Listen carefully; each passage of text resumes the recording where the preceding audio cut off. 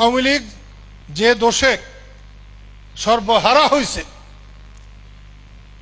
সরকার পতনের পর বিএনপি কিন্তু ওই দোষী করছে। জামাতরা কিন্তু বেবি ট্যাক্সি স্ট্যান্ড দখল করে নাই, বাজার দখল করে চান্দা উঠায় নাই, এটা কিন্তু বিএনপি করছে। আগে আওয়ামী লীগ যেখান থেকে চান্দা নিত, বিএনপি এখন সেখান থেকে চান্দা নেয়, হয়তো চান্দার রেট বাড়াইয়া দিছে। সব ফরেস্টারের কাছ থেকেও যেটুকু নেওয়ার নেয়, থানার থেকেও যে ভাগ নেওয়ার নেয়, যেখানে যেন ভাগ পাওয়া যায় সব ভাগ নেয়। এটা কিন্তু জামাত নেয় নেই। তাই যে কেউ যদি মনে করেন স্বাধীনতাকে মুছে ফেলবেন, বঙ্গবন্ধুকে মুছে ফেলবেন, কাদের স্মৃতিকে মুছে ফেলবেন, তিনি আহাম্মকে স্বর্গে বাস করেন। স্বাধীনতা থাকলে আমরা থাকব।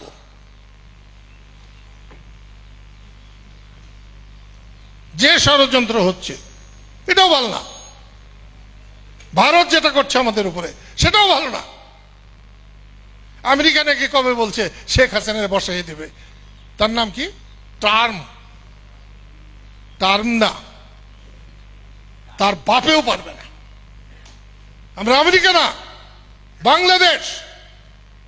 মুক্তিযুদ্ধের সময় কিসিঞ্জার চেষ্টা করেছিলেন, পারে নাই। আমরা বিজয় অর্জন করেছি, আমরা সেই বিজয়ী জাতি। আমাদের দুর্ভাগ্য, আমাদের সঠিক নেতৃত্ব নাই, কর্তৃত্ব নাই। সেই জন্যে আমরা একটা অসহায় হয়ে পড়েছি। সেজন্য আবার বলছি, সখীপুরের বন্ধুরা, তোমরা যদি ঠিক হও, আমি তোমাদের সাথে ছায়ার মতো আছি। আর তোমরা যদি ঘুমের থেকে উঠতে না পারো, তোমাকে উৎসাহ নষ্ট হয়ে যেয়ে থাকে, মন যদি খারাপ থাকে, তাহলে বাদ দাও। রাজনীতিতে মন খারাপের কোনো জায়গা নাই। রাজনীতিতে মন থাকবে চনমনে। রাজনীতিতে সেবা, সেবা আর সেবাই হচ্ছে কাজ। কে আমার সাথে কি করলো এটা দেখবার বিষয় না, দেখবার বিষয় আমি মানুষের জন্য কতটা কি করছি। আমি মানুষের জন্য কাজ করব না, সব মানুষ আমার পিছনে এসে বসে থাকবে, এটা শেখ হাসিনা ভাবতে পারে। শেখ হাসিনা খালি বলে উন্নয়ন করছে, উন্নয়ন করছে, কেউ কিছু দেয় নাই। আরে হাসিনা যে পরিমাণ চুরি করছে, এই পৃথিবীতে কেউ অত চুরি করে নাই। একটা মেট্রো রেল হয়েছে, তার 2টা স্টেশন ভাঙছিল। হাসিনা নিজে কইছিল 5 থেকে 700 কোটি টাকা লাগবে। হায় রে চোরের চোর! এই 2টা স্টেশন ঠিক করতে একটায় টাকা লাগছে 20 লাখ, আরেকটা টাকা লাগছে 1 কোটি কয়েক টাকা। আর তারা বলছে যেহেতু এখান থেকে ওখান থেকে এটা ওটা আইনা আমরা এটা বানাইছি, আরো 10-12 কোটি টাকা সব মিলে লাগবে। 10-12 কোটি টাকা আর 500-700 কোটি টাকা এক টাকা। ওই টাকাগুলা কার? কার বাবার টাকা? সব সময় সব প্রজেক্টে এইরকম টাকা চুরি করছে। শেখ হাসিনার আশেপাশে যারা ছিল প্রত্যেকেই চোর। তার পিয়নেরও বলে 400 কোটি টাকা, তার যে চা খাওয়াইছে তারও বলে 400 কোটি টাকা। আমি তো চাই আমার লেখালেখি করে, যে আমার গাড়ি চালায়, যে সে ভালো বাড়ি থাকুক, তার ছেলে মেয়েরা লেখাপড়া করুক। আমার যদি 1 কোটি থাকে, তারও 2 লাখ থাকুক, 3 লাখ থাকুক, 4 লাখ থাকুক, 5 লাখ থাকুক। 400 কোটি টাকা কি জন্য বলছে?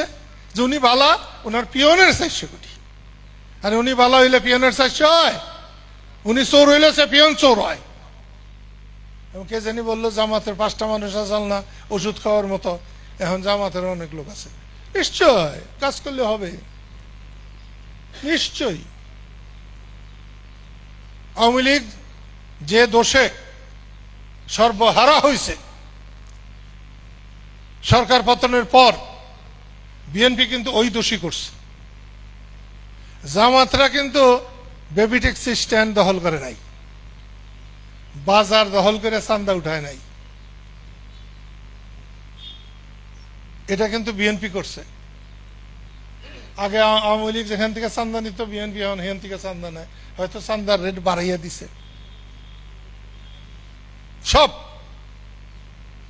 ফরেস্টারের কাছ থেকে যেটুকু নেওয়ার নেয়, থানার থেকেও যে ভাগ নেওয়ার নেয়, যেখানে যেন ভাগ পাওয়া যায় সব ভাগ নেয়। এটা কিন্তু জামাত নেয় নেই। সব কলেজ স্কুলের সভাপতি বিএনপি। এই গামছার দল তো সখীপুরের দল, গামছার দল তো টাঙ্গাইলের দল। কই এতগুলো মানুষ?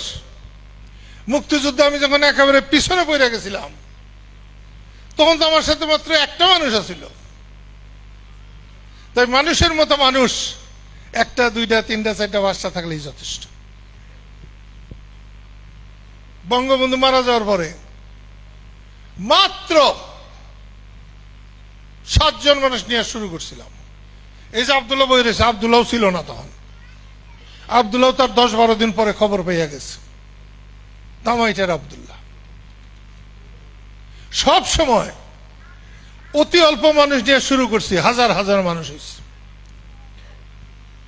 দেশে ফিরছিলাম, যতটি মানুষ ঢাকা বিমানবন্দরে হয়েছিল, ওর অর্ধেকটি মানুষ আর জীবনে কোনোদিন হবো না।